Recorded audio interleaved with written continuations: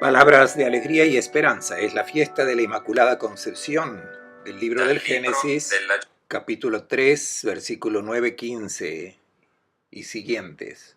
El comentario es del padre Fernando Armelini. Después que Adán comió del árbol, el Señor Dios llamó al hombre.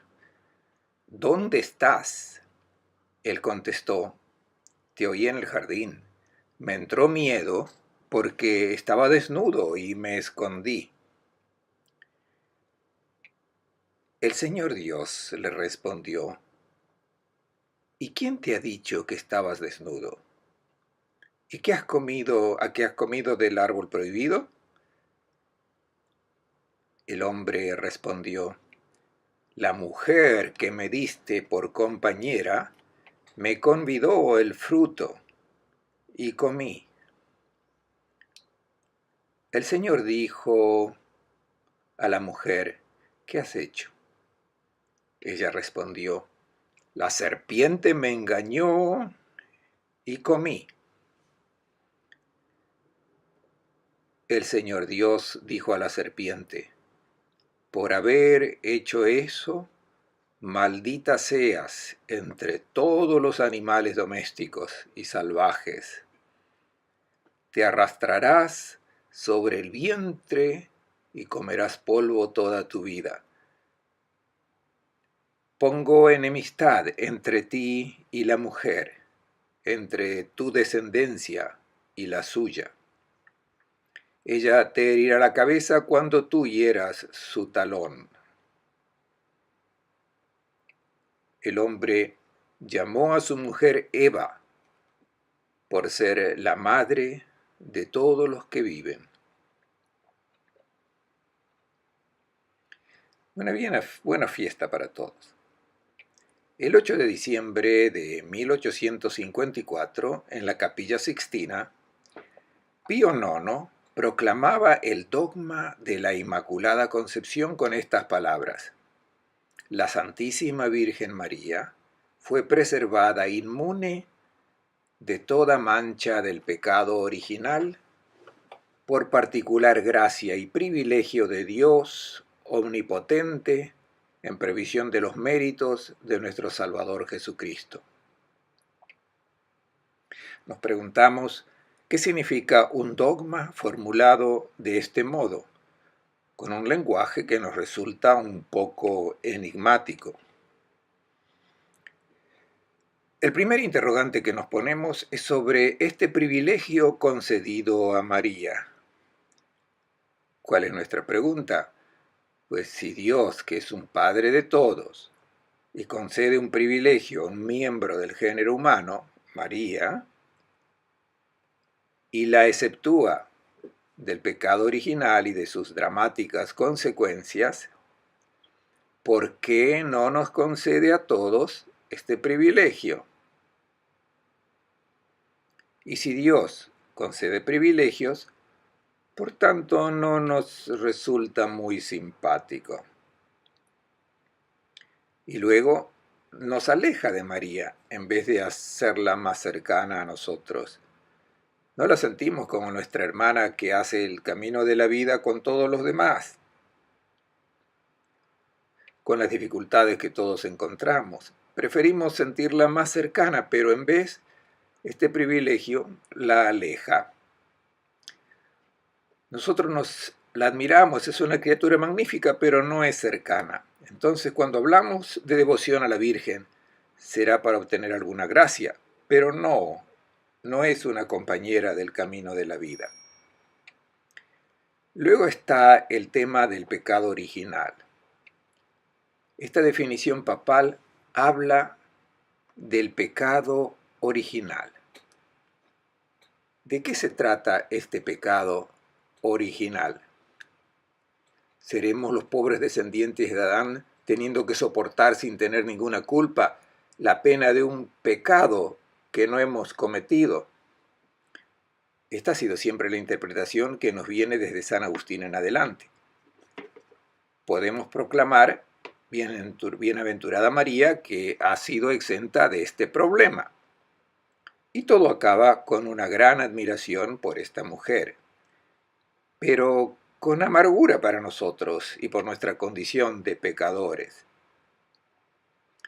María queda muy lejos de nuestra condición si la interpretamos en esta perspectiva.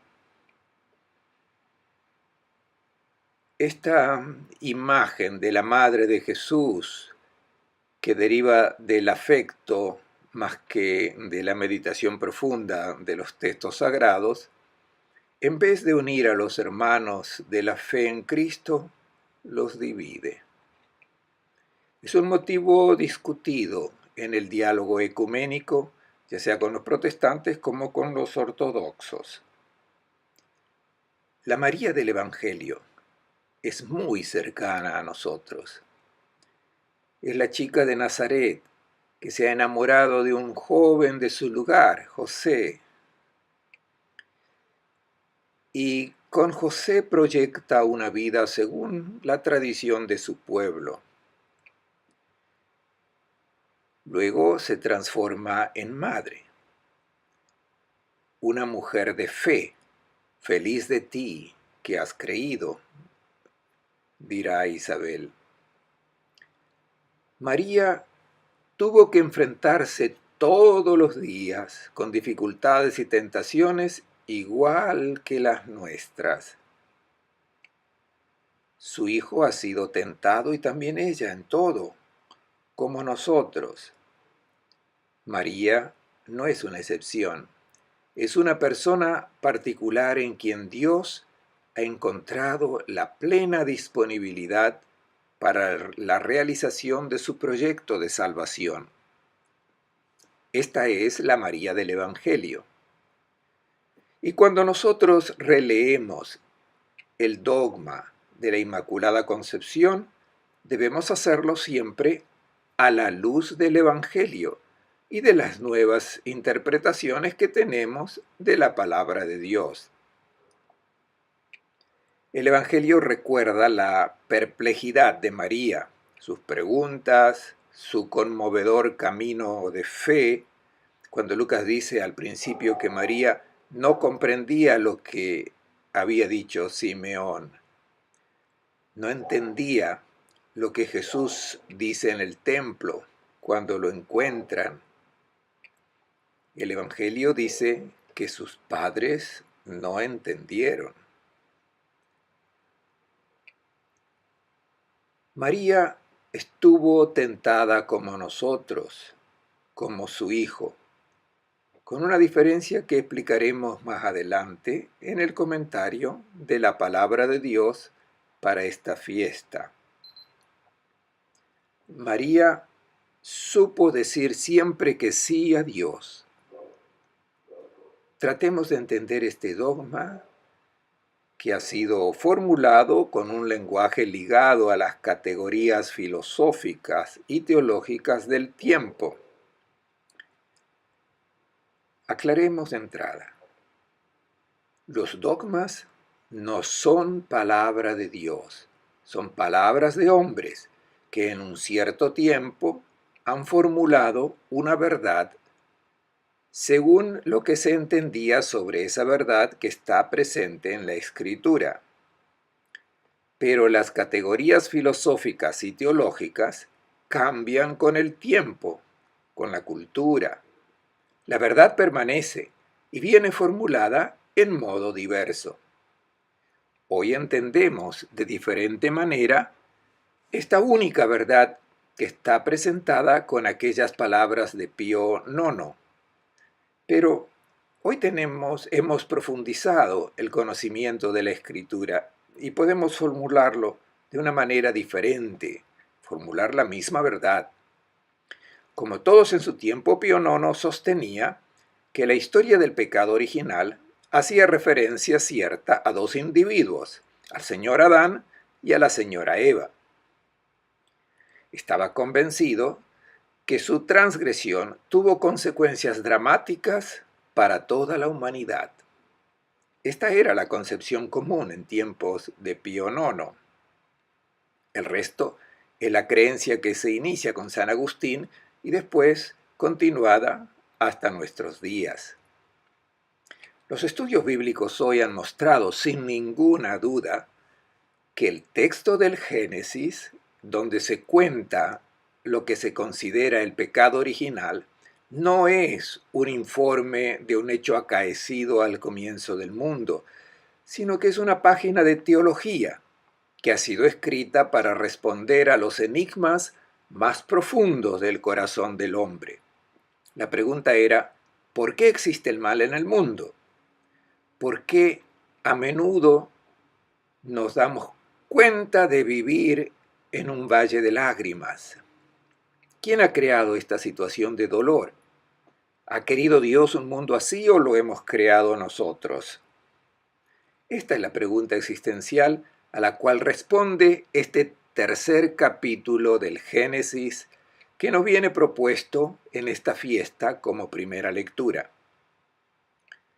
Este capítulo no narra la historia del pecado de un cierto Adán y de una cierta Eva, sino que explica la dinámica según la cual, desde siempre, los hombres buscan refutar a Dios, su diseño y su proyecto y hacen decisiones insensatas que luego provocan llanto, crujir de dientes, el valle de lágrimas que no lo quiso Dios.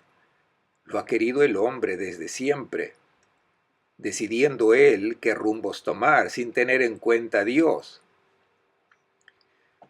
Por tanto, eliminando a Dios de la propia vida. Nosotros no somos los desafortunados descendientes de Adán y Eva, forzados a sufrir las consecuencias del pecado de nuestros progenitores. Somos nosotros los Adán y Eva, que delante de Dios tenemos la responsabilidad de tomar decisiones. Podemos tomar decisiones de vida o elegir decisiones de muerte. Si seguimos a Dios y no nuestro capricho, tomaremos decisiones de vida. Pero si en vez eliminamos a Dios, entonces nuestras opciones nos llevan a un valle de lágrimas. Porque Dios no crea el valle de lágrimas, sino que es nuestro pecado el que lo crea. Por tanto, si la interpretación del texto del Génesis no corresponde a lo que dijo San Agustín, entonces la concepción de la verdad contenida en el dogma de la Inmaculada Concepción necesita ser profundizada de una manera diferente. Tratemos de hacerlo. Comenzaré de la experiencia que todos nosotros tenemos. Todos experimentamos una inclinación al egoísmo, a replegarse sobre uno mismo, sobre nuestros intereses, a pensar en lo que nos agrada y no en poner en primer plano de nuestros pensamientos y nuestras acciones el bien, la vida y la alegría de los demás. No pensamos de esa manera. Nuestro instinto nos lleva a pensar en nosotros mismos, a decidir de acuerdo a nuestros intereses. Y esto es lo que impropiamente se llama pecado original. No hay ningún pecado, no hay ninguna culpa, es nuestra condición con la cual nacemos. La culpa viene después, cuando nos dejamos conducir por este deseo egoísta y no por el amor. Entonces, no realizamos nuestra humanización. No es una vida humana aquella en la que nosotros hacemos opciones egoístas y no las opciones del don de nosotros mismos para la vida del hermano. Por eso, el ápice de la evolución no es el animal racional, autoconsciente, dueño de la ciencia y de la técnica. El culmen de la evolución, según el diseño de Dios, es la persona que ama, que sale de sí mismo para encontrar y reencontrar al hermano, dando amor, vida y alegría a su semejante. Cuando llega a amar en plenitud de manera gratuita e incondicional, realiza el culmen de la propia humanización. El egoísmo es el antiamor y por tanto es deshumanizante. Por eso ahora viene la pregunta, ¿de verdad la tendencia al egoísmo que tenemos desde que nacemos es invencible? Esta es la pregunta. ¿O existió alguien que ha vencido plenamente esta tendencia que llega al replegarse sobre sí mismo? El amor total, incondicional, la búsqueda del bien, el amor incluso para aquellos que nos hacen mal, el enemigo, ¿es posible? ¿Es posible el amor total sin una pizca de egoísmo? La respuesta es ciertamente no, si contamos solamente con nuestras fuerzas, que vienen del campo biológico de nuestra naturaleza terrena. Esto es imposible. Se requiere una gracia del Espíritu, de la fuerza de la vida divina que actúa en nosotros y nos hace vencer esta tendencia que nos llega a replegarnos sobre nosotros mismos. La pregunta entonces que permanece es, ¿existe alguien realmente que ha dejado actuar al Espíritu, a la vida divina en plenitud? Esta es la pregunta.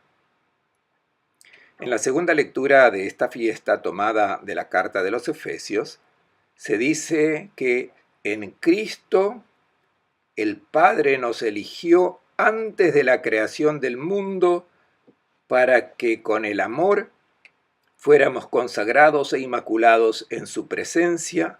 Él nos predestinó a ser sus hijos adoptivos. Efesios 1, 4, 5. Notemos bien, ser inmaculado, o sea, dejar vencer en plenitud al Espíritu, a la vida divina, al amor en nosotros, es el destino para todos los hijos e hijas de Dios. Ser santos e inmaculados. Todos tenemos este destino. La pregunta que propongo es, ¿hay alguien que ha llegado a ser inmaculado de manera que el egoísmo no tenga más poder sobre esa persona? La respuesta es la fiesta de hoy. María ha llegado. Su vida ha sido totalmente un don de amor. Esto no significa que no haya sido tentada, que no haya tenido incertidumbres para donarse incondicionalmente por amor, como lo hizo su hijo. Así la sentimos nuestra y nuestra compañera de fe, no una privilegiada que ha sido exenta de todas las dificultades que todos nosotros debemos afrontar. Vayamos ahora a una reflexión sobre el texto sagrado de la primera lectura de la fiesta de hoy, que nos ayuda a comprender bien lo que ha sucedido en María. La lectura comienza diciendo que Dios llamó al hombre luego de que el hombre se hubiese alejado de él. Ha comido del árbol del conocimiento del bien y del mal y le pregunta, ¿dónde estás? Dios ha hecho bien todas las cosas. El mundo había sido hermoso, salido de la mano de Dios. De hecho, 7 veces el autor sagrado dice, Dios vio que era bueno lo que había hecho.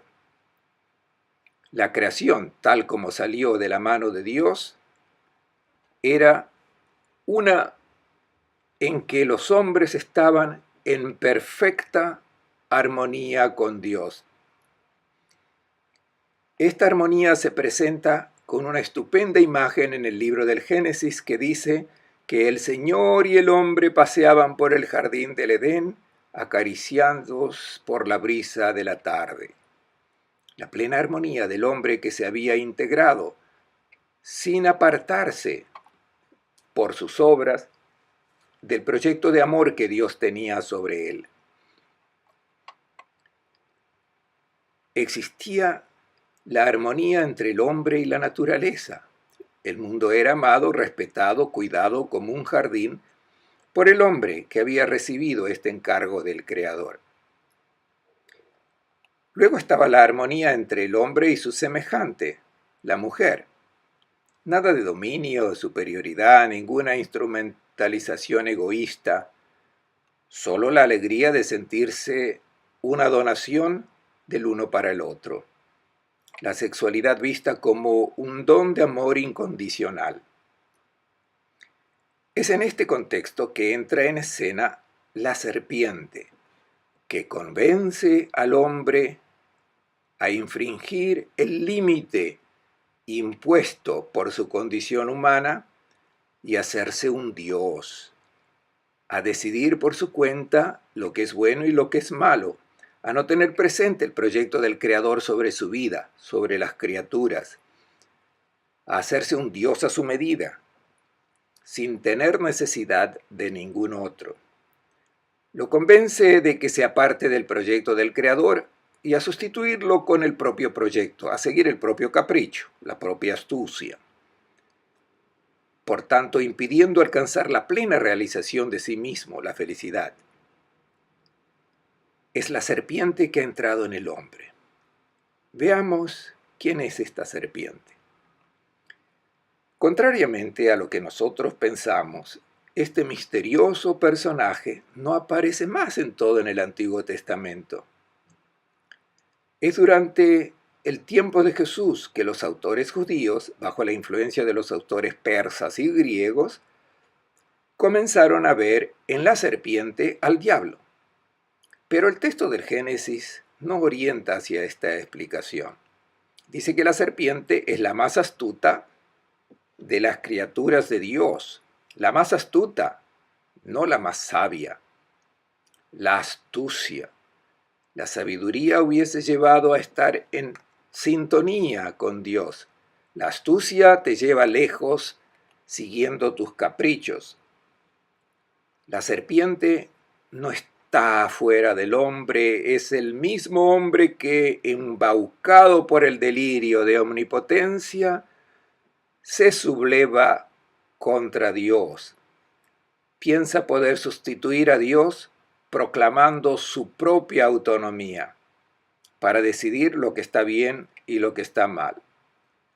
Y esta tentación a la autosuficiencia presente en el hombre, en la mujer, lo seduce fácilmente.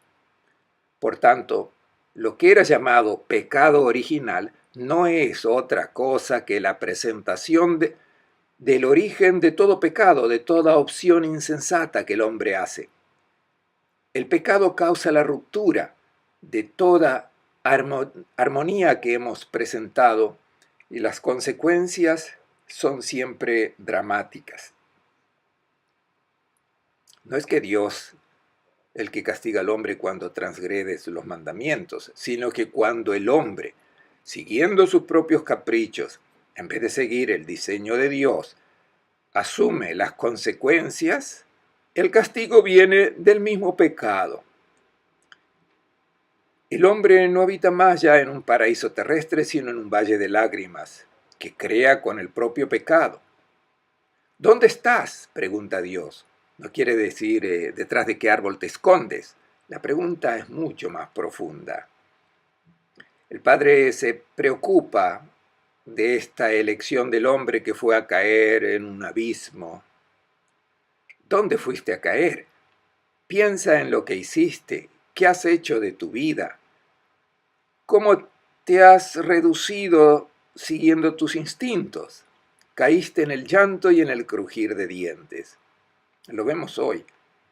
¿Qué sucede a la gente en el campo de la sexualidad? En vez de seguir el diseño de Dios, siguen el propio capricho. Piensan en construirse un paraíso en este mundo, un paraíso terrestre, pero acaban en un valle de lágrimas. Pensemos en cuántas familias que se separan, cuántos jóvenes que no construyen un amor auténtico. Es porque hacen sus opciones sin tener presente la palabra de amor que el Padre del Cielo les ofrece para su vida, su alegría. La respuesta del hombre: te oí en el jardín, me entró miedo porque estaba desnudo y me escondí. Esconderse del Señor significa decidir dejarlo de lado, bastarse a sí mismo. Es lo que nos pasa a nosotros cuando seguimos nuestros instintos. Comenzamos a abandonar la oración, nos desinteresamos de la escucha de la palabra de Dios, tomamos distancia de la vida de la comunidad para no entrar en discusión, para no sentirnos marcados por nuestras opciones. El hombre tiene miedo de Dios si se desconecta de Él y se precipita en el abismo de la confusión más completa. Cuando Dios interroga al hombre, ¿has comido del árbol del conocimiento del bien y del mal? Que te advertí que no tocases, porque si lo haces, si tú quieres decidir por ti mismo lo que es justo y lo que está equivocado, no sigues lo que yo te enseño, pierdes la vida. La respuesta del hombre: la mujer que me diste por compañera me convidó el fruto y comí. La mujer es la culpable. Esta es la primera consecuencia de este pecado. Después del alejamiento de Dios, el alejamiento del hermano. Debemos vivir en el amor y el pecado separa. Y la acusación va contra Dios, porque en estas palabras del hombre viene a decir a Dios: tú eres el responsable, tú la pusiste a mi lado, ella es la que me sedujo, tú me la diste. Si hay un culpable, pídele una explicación a ella, dice el hombre. Yo fui engañado. Es una tentación que también nosotros tenemos hoy. El de pasar a Dios la responsabilidad. Tú eres el que creaste el mal en el mundo. Pasamos la culpa al diablo por el mal que existe en el mundo, las pasiones, la educación, la sociedad. El Señor se dirige ahora a la mujer. ¿Qué has hecho? Ella respondió: la serpiente me engañó y comí. Es una acusación no muy velada contra Dios. Ya dijimos antes que la serpiente no es algo externo al hombre, es esa parte de nosotros que nos lleva lejos, el impulso que nos lleva a hacer opciones que no son las de Dios. La mujer da la culpa a la serpiente, lo cual quiere decir: tú, Dios, pusiste dentro de mí una tendencia al mal. ¿Por qué no me hiciste un ángel? Entonces no hubiera tenido problema. La respuesta es que Dios no podía hacer de nosotros ángeles, porque entonces hubiese creado algo distinto a nosotros. Si nos ha hecho de esta manera, no podemos ser de otra. Esperaríamos en este momento, este punto, que el Señor interrogase a la serpiente, pero el Señor no lo puede hacer, porque la serpiente no es sino la otra cara de nuestra humanidad.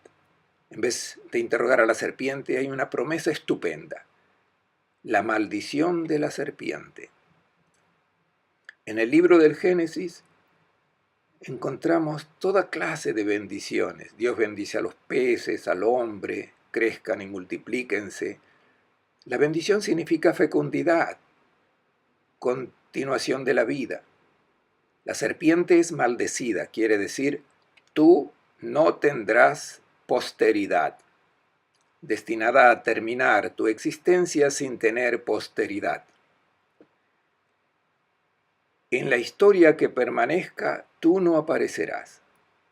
A esto se le llama el protoevangelio, esto es, la palabra de alegría y esperanza pronunciada por Dios desde el principio. El mundo y la humanidad acabarán bien. Pongo enemistad entre ti y la mujer, entre tu descendencia y la suya. La interpretación más inmediata es que María aplastará a la serpiente. No, el significado es diverso, es otro. Es una imagen de la vida humana en conflicto entre el bien y el mal, entre egoísmo y amor, que durará hasta el final. Y en este enfrentamiento entre el egoísmo y el amor, el egoísmo al final perderá. La cabeza de la serpiente será aplastada, comerá polvo. La serpiente no come polvo. Comer polvo quiere decir la derrota completa.